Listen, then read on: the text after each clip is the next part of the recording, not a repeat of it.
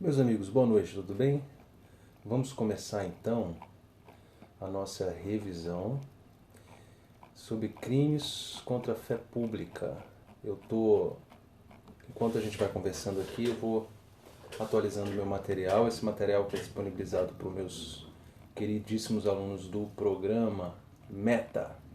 Então aqui eu vou só no que é importante, no veneno mesmo, né? Beleza? Vou pedir para que vocês compartilhem, por favor. Boa noite a todos. Vou pedir só que compartilhem, por favor, com os amigos, para a gente começar e objetivamente. Peguem caneta e papel para anotar essas informações que vão ser muito úteis para vocês sobre crime contra a fé pública, tá bom? Boa noite. Compartilhem e vamos começar. Legal, olha só. Tá chegando bem a transmissão aí? Tá tudo bem? Então vamos lá, olha só. Vamos começar aqui com o 289, que é o crime de moeda falsa. Crime de moeda falsa. Bom, a primeira coisa que eu quero que vocês anotem sobre o crime do artigo 289, papai tá sério, é porque tá tarde, tem que falar baixinho, a Larinha tá dormindo, mas vamos lá, vamos junto aqui, beleza? Vamos lá. Então, o primeiro ponto, anotem aí, primeiro ponto, em relação ao artigo 289. Então você vai botar assim, artigo 289 é o crime de moeda falsa, não é? É o crime de moeda falsa do artigo 289. A primeira coisa que eu quero relembrá-los aqui é o seguinte exemplo. A primeira coisa, coloquem assim, sobre o crime de moeda falsa. O primeiro ponto, dano potencial. Dano potencial. Dano potencial. O que significa isso, meus amigos? O primeiro ponto, então, do artigo 289, dano potencial. Significa que no crime de moeda falsa, eu só posso falar em caracterização típica nesse artigo, quando houver dano potencial, ou seja, se aquela falsificação tiver capacidade, potencialidade de causar dano. E é por isso que já se entendeu que a conduta do sujeito, o que acontece aqui? Vamos supor que um sequestrador ele receba uma quantidade de valores em decorrência da extorsão mediante sequestro que ele praticou, né? E ele tem em mente que aquele dinheiro vai ser rastreado, porque a polícia vai orientar a família a entregar o dinheiro com uma certa numeração. Então, através daquela numeração, a polícia vai chegar ao repasse daquele dinheiro. Então, ele altera a numeração daquelas notas, daquelas cédulas, simplesmente para que o dinheiro não seja rastreado. Então, presta atenção, ele altera um sinal identificador lá da nota, no caso a numeração, para que o dinheiro não seja rastreado. Seria o crime de moeda falsa?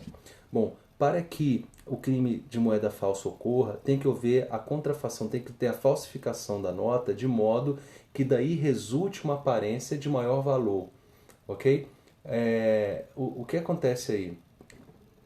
No caso do sujeito que altera o número de série da nota, não há nessa conduta de apagar ou modificar emblemas ou sinais impressos nesse sentido, porque não há resultado aí que faça com que a nota tenha aparência de maior valor, beleza?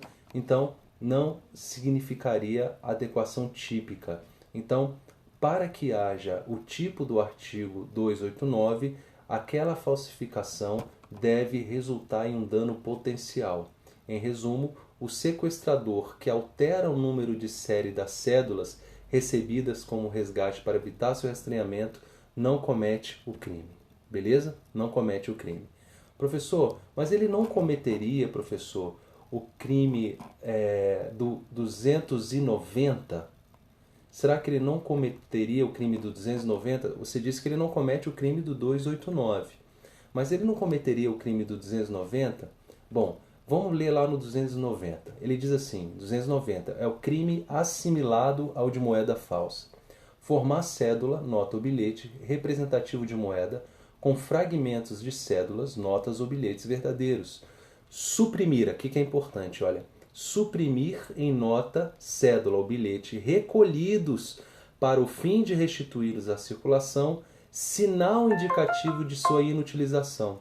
Restituir circulação cédula, nota ou bilhete em tais condições ou já recolhidos para fim de inutilização. Então, essa supressão que há no sinal identificador, no caso do 290, é aquele sinal que identifica que a nota foi inutilizada, geralmente um carimbo, por exemplo. Então vamos supor que uma nota, sei lá, a nota de R$1, por exemplo, a nota de R$1 saiu de circulação. Então, algumas notas circulavam no mercado, mas as que eventualmente iam para o sistema bancário, elas eram inutilizadas. E aí recebia um carimbo de inutilização para ser destruída. Então o sujeito pega uma quantidade daquelas notas e adultera ou apaga aquele sinal identificador de inutilização com a finalidade de restituí-lo à circulação. Aí seria o 290. Então, a conduta do sequestrador de alterar o número de série da nota não configura o 289 nem o 290. Beleza? Então é isso. O primeiro ponto que você deve anotar sobre o artigo 289 é que o dano potencial significa que não é crime de moeda falsa o fato do agente apagar ou modificar emblemas ou sinais impressos na moeda ou papel moeda, desde que aí não resulte aparência de menor valor, ok? Ou seja, tem que ter um dano potencial naquela conduta, beleza? Legal. Professor, segundo ponto, segundo veneninho aí, no 289. Títulos usados como moedas. Anotem isso aí, por favor. Títulos usados como moedas. Títulos usados como moedas. Segundo ponto aí. Bom, o STJ, em 2009, é um julgado de 2009, ele entendeu que a falsificação de outro documento que é usado como moeda, por exemplo, cheque viagem, os quais não se confundem com moeda, não preenchem o elemento objetivo do tipo do 289. Significa, então, que a falsificação de documento como cheque viagem pode ser falsificação de documento público ou, a depender do documento, de documento particular, mas não falsificação de moeda. Tudo bem? No caso de cheque viagem, que é título ao portador, é equiparado a documento público. Então seria falsificação de documento público. Então anotem isso. Falsificação de moeda do 289 tem que ser de moeda, cédula, moeda metálica, cédula em curso legal no país ou no estrangeiro. Ou seja, pode ser moeda brasileira e pode ser moeda estrangeira. Pode ser, por exemplo, dólar, não tem problema. Tá? Então seria crime contra a fé pública falsificar dinheiro mesmo. Qualquer outra coisa que seja equiparado a dinheiro, por exemplo, cheque ou cheque viagem, não se configuraria como título, como elemento objetivo por o artigo 289. Então, a segunda dica aí dos crimes contra a fé pública no artigo 289 é que a falsificação tem que ser especificamente de dinheiro, ok? Não outros documentos que se equivalham a dinheiro, beleza? Então, segunda dica está dada aí. Bom, o artigo 289, parágrafo 1º, então, a terceira dica, artigo 289, parágrafo direito. Parágrafo 1º, desculpa. Que descreve assim: nas mesmas penas incorre quem? Nas mesmas penas do 289. Nas mesmas penas do 289 diz: nas mesmas penas incorre quem? Por conta própria ou alheia, importa ou exporta, adquire, vende, troca, cede, empresta, guarda ou introduz na circulação moeda falsa. Então, a figura equiparada é a conduta daquele sujeito, que ele não exatamente falsifica a moeda falsa, mas ele importa, ou ele exporta, ou ele adquire. Isso é muito importante. Por quê? Porque no artigo 1º tem o verbo adquirir. E, por vezes, o examinador afirma que aquele sujeito que adquire a nota falsa, ele comete o crime de receptação. Isso é errado. Na verdade, o parágrafo 1º traz também o verbo adquirir. Então, aquele sujeito que adquire a nota falsificada, ele comete o crime do artigo 289, parágrafo 1º, e não receptação. Então, essa dica que eu estou dando, então, a figura equiparada do parágrafo 1º, ela se sobrepõe em relação ao tipo de receptação. Beleza? Em relação a esse parágrafo 1º, então, essa é a primeira informação que pode gerar um peguinha para vocês aí. A segunda informação em relação ao parágrafo 1º, então vejam que eu estou falando do artigo 289, parágrafo 1º. Bom, a posição majoritária na doutrina é que esse parágrafo 1º, ele admite que tipo de elemento subjetivo? Ou seja, qual é o elemento subjetivo da figura equiparada do 289? Ele cabe dolo direto e dolo eventual? Ele cabe só o dolo direto ou ele cabe só o dolo eventual? Bom, qual é a posição majoritária e qual é a posição que você tem que adotar em prova? Bom, a figura equiparada do parágrafo 1º, que é aquele sujeito que não falsifica o dinheiro, mas é aquele que importa, exporta, adquire, vende, troca, cede, empresta, guarda ou introduz na circulação a moeda falsa, a posição majoritária vai te dizer que ele deve ter o dolo direto, somente o dolo direto. Então, para essa figura equiparada, a maioria da doutrina afirma que não é possível o dolo eventual. Beleza? E eu boto um exemplo aqui no meu material. José envia dólares dos Estados Unidos para sua mãe em Minas Gerais. Muito comum, né? O sujeito brasileiro mora nos Estados Unidos e encaminha dólares para sua mãe em Minas Gerais, tendo o valor sido retido na Receita Federal após a constatação da falsidade. Contudo, o valor foi repassado a José pelo próprio banco sem que notasse a falsidade. Então, nesse caso, não há dolo direto nem dolo eventual. Ele repassou, mas há ausência de dolo. Ele adquiriu o dinheiro no próprio banco, o banco passou para ele a nota falsificada, ele não tem nenhum elemento para afirmar que aquela nota é falsificada, é uma nota bem feita, e o próprio banco repassou. Não é incomum as pessoas, por exemplo, sacarem dinheiro em caixa eletrônico e vir nota falsificada. Ok? Ok? Legal? Então é isso. Então, a figura equiparada exige o dolo direto. Ele tem que ter conhecimento da falsidade e daí colocar em circulação. Ok? Outra informação sobre a circulação do parágrafo 1º. Sobre a circulação do parágrafo 1º. Vamos supor que o sujeito falsifique a nota. Então, mais uma informação sobre o 289, parágrafo 1º. Vamos supor, então, que o sujeito falsifique a nota e coloque a nota em circulação. O sujeito falsifica a nota e coloca a nota em circulação. Bom, nesse caso, ele deve responder por qual crime? Qual é a posição majoritária? A posição majoritária é que ele deve responder apenas pela falsificação. Tudo bem?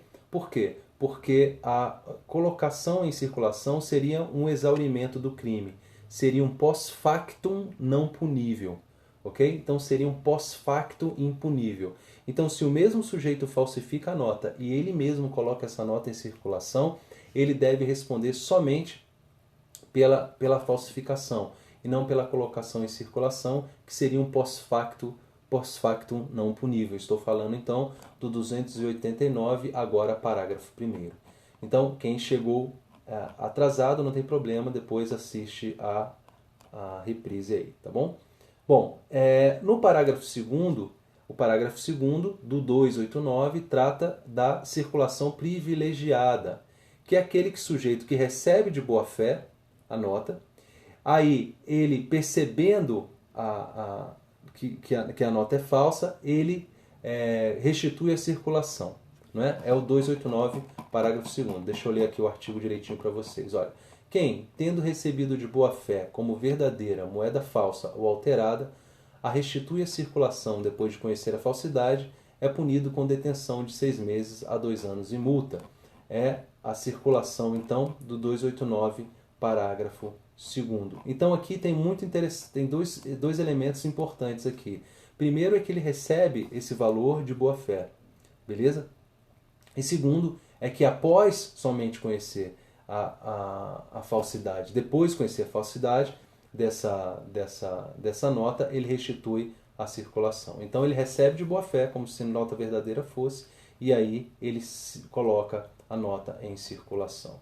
Beleza? Então, é imprescindível também, no 289, parágrafo 2º, conhecimento da falsidade da moeda. Então, é exigível o dolo direto.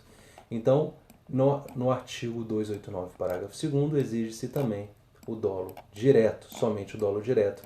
Não se admite o dolo eventual. Tudo bem? Então, não se admite o dolo eventual. Deixa eu até marcar aqui no meu material, deixar ele negrito. Então, 289, parágrafo 2º, somente o dolo direto. Legal? Em relação à falsificação grosseira, tem a súmula 73 que você tem que se lembrar, bem tranquilo, né? Se a falsificação é grosseira, tipo uma fotocópia de péssima qualidade, não há que se reconhecer a prática de delito de moeda falsa, porque seria crime impossível. Então tem que ter absoluta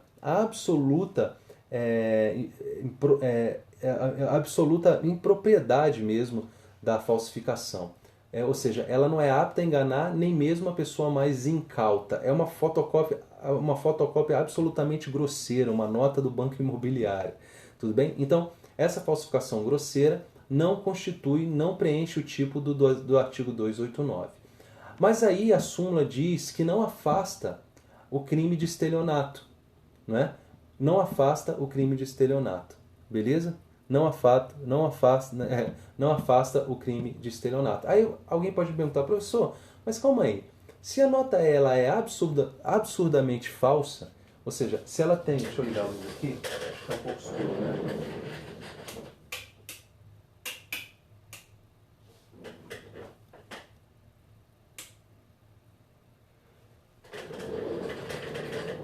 Bom, se a nota é absurdamente falsa, né? Se a nota é absurdamente falsa, por que, professor? Como é que o sujeito vai conseguir praticar o estelionato nesse caso?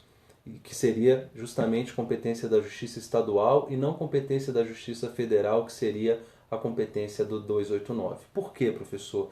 É porque é o seguinte, o sujeito pode pegar... imagina o seguinte, o que o pessoal geralmente faz? Quando eles vão repassar a nota falsificada, eles não repassam uma ou duas notas. Geralmente eles pegam uma grande quantidade de notas e misturam notas verdadeiras com notas falsas. Então é possível que aquela pessoa, isso, bota no bolo, é possível que aquela pessoa que receba o valor, ela receba no meio de notas verdadeiras, notas falsas. E aí isso que configuraria o estelionato, tá bom? Então, nesse caso, seria um crime de estelionato e a súmula 73, bastante antiga do STJ, já trata disso, ok? Legal. A competência do 289, todos sabem, competência da Justiça Estadual, beleza? Legal? Beleza. Sobre o princípio da insignificância, meus amigos, princípio da insignificância, cabe nos crimes contra a fé pública? Insignificância, cabe nos crimes contra a fé pública, sim ou não? Cabe nos crimes? Olha, cabe ou não cabe? Não cabe. Nunca, nunca cabe? Ou você colocaria que nunca cabe? Bom, olha só, cuidado. Em regra não cabe. Em regra não cabe.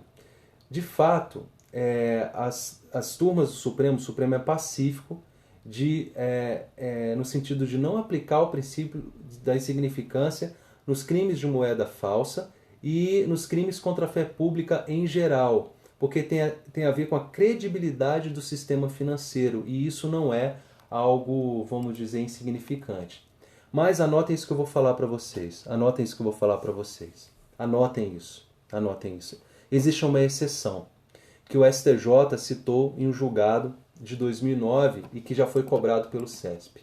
Bom, embora a jurisprudência superior seja no sentido de não se aplicar ao princípio da insignificância nos crimes contra a fé pública, o STJ já decidiu de forma diversa em relação ao delito do 297, parágrafo 4º.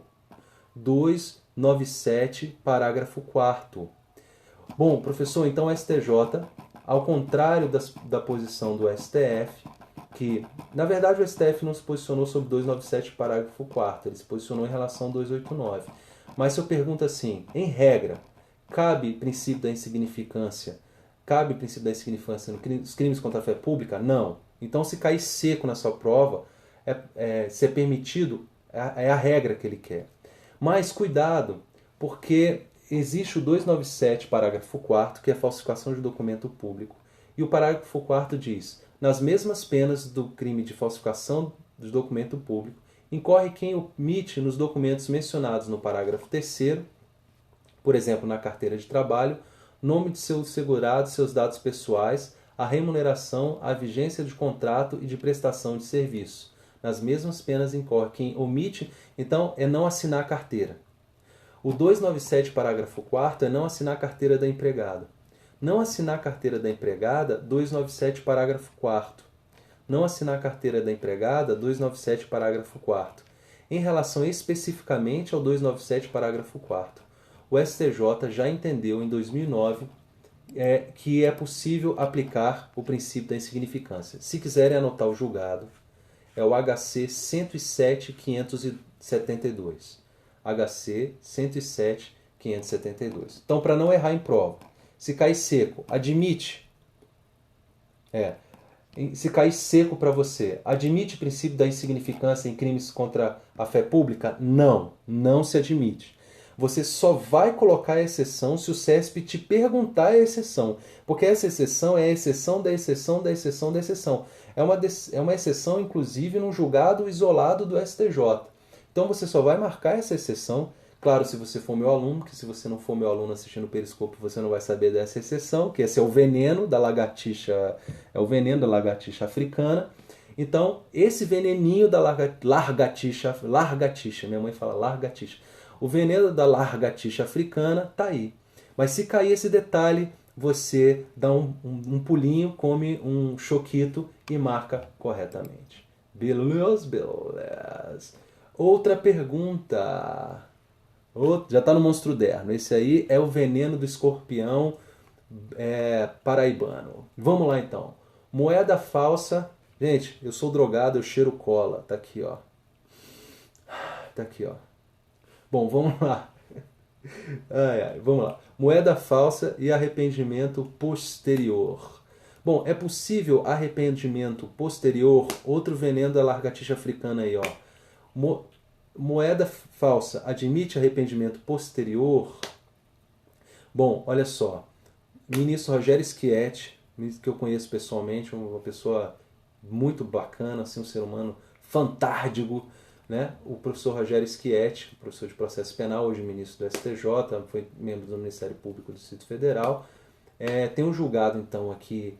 Tem julgados, mas o mais recente é de 2014, você pode procurar no informativo 554. É possível arrependimento posterior nos crimes de moeda falsa? Bom, o STJ diz: não se aplica o instituto do arrependimento posterior ao crime de moeda falsa. Não se aplica o instituto do arrependimento posterior ao crime de moeda falsa. No crime de moeda falsa, cuja consumação se dá com a falsificação da moeda, sendo irrelevante eventual dano patrimonial, a vítima é a coletividade como um todo, e o bem jurídico tutelado é a fé pública, que não é passível de reparação. Desse modo, os crimes contra a fé pública, semelhantes aos demais crimes não patrimoniais em geral, são incompatíveis com o instituto do arrependimento posterior, dada a impossibilidade material de haver reparação do dano causado ou a restituição da coisa apreendida. Bom, pessoal, olha só, da coisa subtraída. Presta atenção. Esse é o posicionamento que o ministro, que ocorre em pelo menos, eu anotei aqui, pelo menos 2 julgados do STJ, em pelo menos 2 julgados do STJ, mas a doutrina não coaduna com esse posicionamento aqui, tá bom? Mas, se for cair em prova, eu marco de acordo com essa posição do STJ aqui. Essa ideia do ministro Rogério Schietti de que arrependimento posterior arrependimento posterior só cabe em crime patrimonial, isso é falso. Né? O próprio STJ já entendeu que cabe arrependimento posterior, por exemplo, em crime de lesão corporal. Então, não há, né? Então esse posicionamento aqui não é um posicionamento doutrinário. Mas, se especificamente perguntar se cabe arrependimento posterior no crime de moeda falsa, eu prefiro que vocês marquem que não, por conta desse julgado aqui do STJ. Tudo bem? Professor, você concorda com ele? Não, ele é equivocado, ele parte de uma premissa equivocada. O ministro Rogério Schietti aqui foi mal assessorado em direito penal aqui e lançou um julgado equivocado. Com todo respeito e com toda a humildade, mas eu estou falando assim com base em toda a doutrina de direito penal. Mas, como esse é o veneno da largatixa africana, se cair na sua prova, especificamente sobre o crime moeda falsa, dê uma olhada no informativo 554 do STJ, beleza? Dê uma olhada no informativo 554 do STJ, beleza? Beleza. Legal, tranquilo, pessoal? Sem desespero, sem desespero, sem desespero. Legal, legal. Rapaz, uma coisa interessante. Vamos supor que eu falsifiquei R$100. José falsificou R$100. É um outro ponto, anotem aí. Dosimetria da pena. É um outro ponto, anotem aí. Vamos supor que José tenha falsificado R$100. Ok? Vamos supor que Pedro tenha falsificado R$1.000 em notas de 100. Então, Pedro falsificou uma ou duas notas e José falsificou R$1.000. Bom, essa diferença da quantidade de valor colocado em circulação interfere na pena? Interfere na dosimetria da pena? Sim ou não? Sim ou não? Bom, o STJ, no julgado 117.09.22 de 2011, 117.09.22 de 2011, entendeu que quanto maior a quantidade de nota, mais expressiva deve ser a pena. Então, o juiz pode considerar e deve considerar na dosimetria da pena a quantidade de notas. Anotem isso aí no monstro derno, por favor. Beleza? Então, esse julgado é bastante importante. Legal? Legal. Mais uma pergunta sobre o 289, o último veneno da largatixa do 289. Vamos supor que você vá a um parque de diversões com seu filho. Você vá a um parque de diversões com seu filho. Chegando nesse parque de diversões, você queira comprar um pastel. Tem um cara lá vendendo pastel dentro do parque de diversões. E aí você chega lá e pergunta para ele: quanto custa o pastel? E ele fala assim: o pastel custa 10 divertilândias. Como é que é? 10 divertilândias. É a moeda que corre aqui dentro do parque. Você só pode usar a moeda do parque. Você, então, custa 10 divertilândias. E aí, claro que essas 10 divertilândias é algo que você compra um crédito em dinheiro. Isso pode. O que não pode é o sujeito recusar o valor. Por exemplo, vamos supor que você vá a esse mesmo parque e ele fala assim: não aceito o real, só aceito o dólar. Ele pode fazer isso? O sujeito pode recusar o dinheiro de curso legal no país? Ele pode. Ele fala: não aceito o real aqui. Nesse estabelecimento nós só aceitamos dólar. Ele pode fazer isso? Bom, ele não pode fazer isso. Ele não pode fazer isso. Mas isso configura crime? Que crime seria? Então, ele não pode fazer isso. Mas isso configura crime? Não, meus amigos. Isso configura contravenção penal do artigo 43. Beleza? Artigo 43 da Lei de Contravenções Penais. Recusar moeda de curso legal no país. Configura contravenção penal. Beleza? Beleza. Legal, então. Na boa? Na boa. Professor, e aí? E aí que é isso. Aí eu pulo, meus amigos, lá para o artigo 291, que é o crime de petrechos para falsificação de moeda. Artigo 291, petrechos para falsificação de moeda. Vamos ler o tipo penal do 291, vamos ler o tipo penal do 291, vamos lá, blá, blá. Então, o artigo 291 diz: fabricar, adquirir, fornecer a título oneroso ou gratuito, ou seja, não precisa ter ânimo de lucro, possuir ou guardar maquinismo, aparelho, instrumento ou qualquer objeto especialmente destinado à falsificação de moeda. Olha só que interessante, marquem essa expressão, especialmente destinado à falsificação de moeda. Bom, esse termo aqui, especialmente, gera um problema seríssimo. Por quê? Porque, olha só, se eu falo que algo é especialmente destinado, isso gera uma discussão. Por quê? O que significa esse termo, especialmente destinado? Bom, a maioria da doutrina vai te dizer o seguinte, que quando o artigo 291 usa o termo especialmente destinado, não se trata de qualquer mecanismo, ok? Não se trata de qualquer mecanismo. É necessário que seja destinado especialmente para a falsificação de moeda. Por exemplo, vamos supor que o sujeito tenha uma máquina fotocopiadora de última geração. E nessa máquina fotocopiadora, ela é utilizada para várias funções.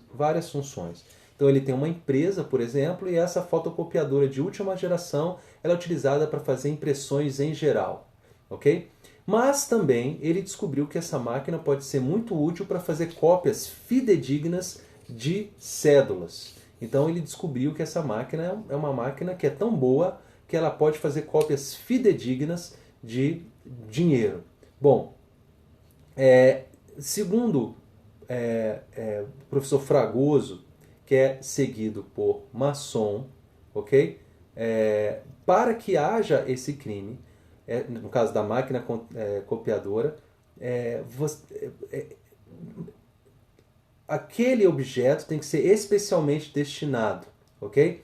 Então, se a copiadora for utilizada eventualmente para a falsificação, não resta configurado o crime, ok? Deu uma gaguejada aí, mas é isso aí. Entretanto, não se configura se foi utilizada eventualmente. Então, aquele negócio que é utilizado eventualmente para falsificação, ela tem que ser algo especialmente destinado para aquilo. Essa é a posição majoritária na doutrina. Beleza? Beleza. Outra coisa interessante aqui, que é anotado pelo professor Damásio, e que o STJ já abordou num julgado mais antigo, beleza? Vamos supor que eu tenho uma nota de real verdadeira, uma nota de 100 reais.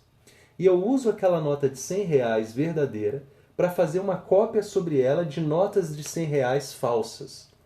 Essa nota de 100 real, essa nota de 100 reais verdadeira, ela é petrecho para falsificação? Olha o vendendo da largatixa aí, hein? Essa nota de 100 real aí, ela é um petrecho para falsificação? Bom, o STJ já decidiu, e o professor Damásio também cita isso, que notas verdadeiras utilizadas como molde não são consideradas petrechos para falsificação. Tudo bem? Então nós temos aí a posição do professor Damásio e temos também um julgado antigo do STJ, mas que não tem nada mais novo para combater ele. Então é o julgado 7682 de 94. O professor é antigo, mas não tem nada que sobrepõe a ele, não é? Professor, mas vamos supor que o sujeito, então, ele tem o petrecho para falsificação, ok? Ele tem o petrecho para falsificação, ele usa esse petrecho também para a falsificação. Há concurso de crimes, a posição majoritária, com exceção do professor Masson tem um posicionamento contrário a isso, mas a posição majoritária é que o crime de petrecho é um crime que fica absorvido pelo crime de falsificação. Ok? Então, é pelo princípio da consunção, onde o crime fim absorve o crime meio, o agente deve responder somente pelo delito de moeda falsa. Então eu tenho o petrecho para falsificação e falsifico. Particularmente eu concordo com o Masson. Mas, como é o que você tem que acertar em prova, a posição majoritária é a posição que é defendida pelo professor Nelson Hungria, tá? O professor Nelson Hungria, que tem esse posicionamento, e a doutrina acompanha esse posicionamento majoritário do professor Nelson Hungria, beleza? Então essa seria a posição majoritária, que o crime de petrecho é um crime obstáculo. Então seria um crime obstáculo, ou seja, ele é uma fase preparatória para o crime de moeda falsa, então ele fica absorvido. É um ato preparatório punível, mas que, se o fato posterior for cometido, ele fica absorvido. Beleza? Vamos lá. Professor, outro veneno da lagartixa aí. E se esse maquinismo for um maquinismo verdadeiro? Como assim? Vamos supor que o sujeito tenha subtraído o maquinário da casa de moeda. Vamos supor que ele tenha subtraído o maquinário da casa de moeda. E aquele maquinário da casa de moeda, então o que diz lá o 291? Fabricar, adquirir, fornecer. A título oneroso ou gratuito, possuir ou guardar maquinismo. Então ele possui e guarda aquele maquinismo, é crime permanente. Configura o 291? Pode configurar o artigo 291.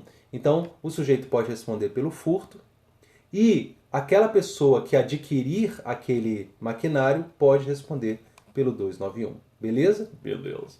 Então é interessante porque mesmo se esse maquinismo for verdadeiro, por exemplo, algo subtraído, furtado da casa de moeda, então seria até um peguinha interessante. O cara furta um maquinismo desse e o sujeito adquire. Seria receptação? Não, seria crime do artigo 291. Beleza. Legal. Então seria isso, o 291 está aí. E aí nós vamos pular, a gente dá um salto ornamental aí para o artigo 297, que trata da falsidade documental. Falsidade documental, 297. Professor, tem veneno na falsidade documental? Tem veneno? Bom, olha, o primeiro veneno que eu encontro aqui em relação a esse artigo, ao 297, é a questão da cópia autenticada. O primeiro veneno da lagartixa africana aí é a questão da cópia autenticada.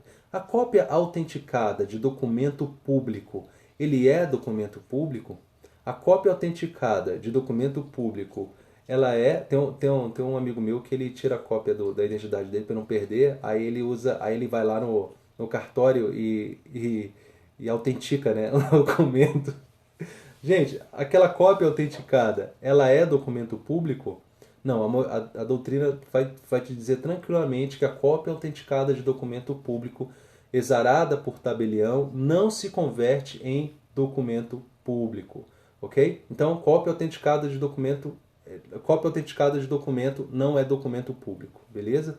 Legal. Cópia autenticada de documento não é documento público. Professor, mas aquele selo do tabelião, se ele for falsificado, aí é falsificação sobre o selo ou sinal, beleza? Professor, eu tenho um documento particular e registrei em cartório, ele se tornou documento público? Com certeza não, beleza? Então, cópia autenticada não é documento público, beleza? Outra coisa... muito importante. Que aqueles títulos que se equiparam a documento público.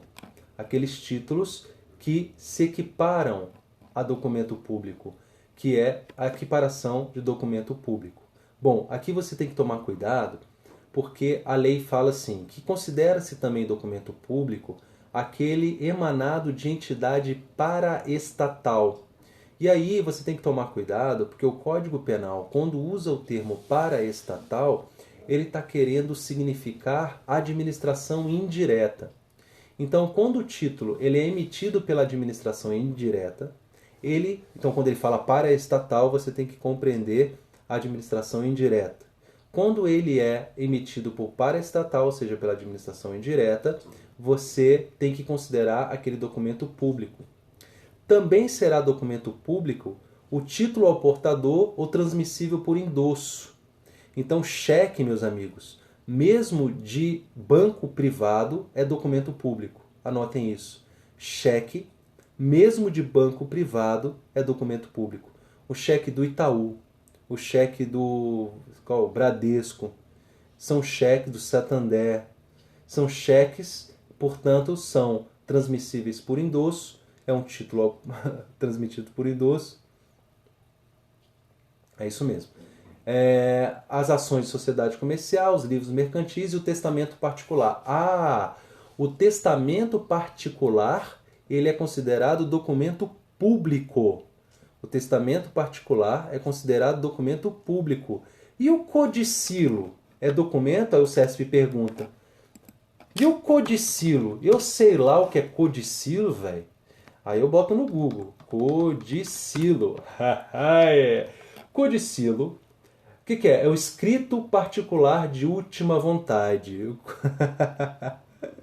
O codicilo, isso, que é a manifestação de última vontade, ok?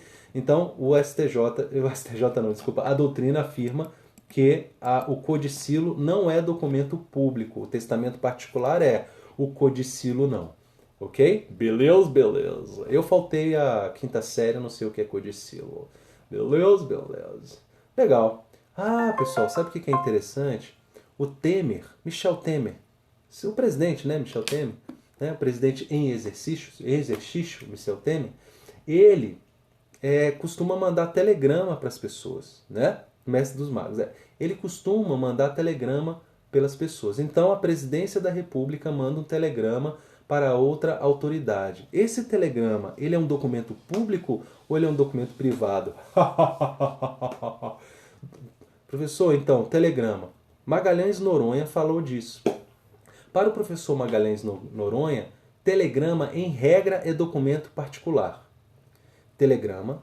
O que é isso, né, professor? Telegrama, em regra, é documento particular. Contudo, se o telegrama for expedido em obediência à ordem de funcionário público ou no exercício de suas funções, será considerado documento público. Então, em regra, o telegrama ele é documento particular, ok? Mas se ele for emitido em decorrência de ordem da atividade pública, a ordem de funcionário público, por exemplo, eu como delegado determino que se encaminhe um telegrama para intimar uma pessoa. Esse telegrama, então, ele foi enviado por determinação de autoridade pública no exercício da função. Então, esse documento é público. Tudo bem? Então, telegrama emitido pela empresa de Correios e Telégrafos é documento particular, em regra, salvo se for emitido por funcionário público no exercício da profissão. Beleza? Beleza. Mais um veneno da lagartixa africana aí, por favor. Professor, o seguinte. Um sujeito conseguiu um espelho, presta atenção. O sujeito conseguiu um espelho de uma CNH. Ele conseguiu um espelho verdadeiro de uma CNH. E ele preencheu o espelho dessa CNH. Seria, então, falsificação de documento público ou seria falsidade ideológica? Então, presta atenção. Ele pegou o espelho da CNH, estava vazio, e aí ele preencheu, né, no computador, ele conseguiu preencher o espelho verdadeiro. E aí? Bom, depende. Nós temos duas situações.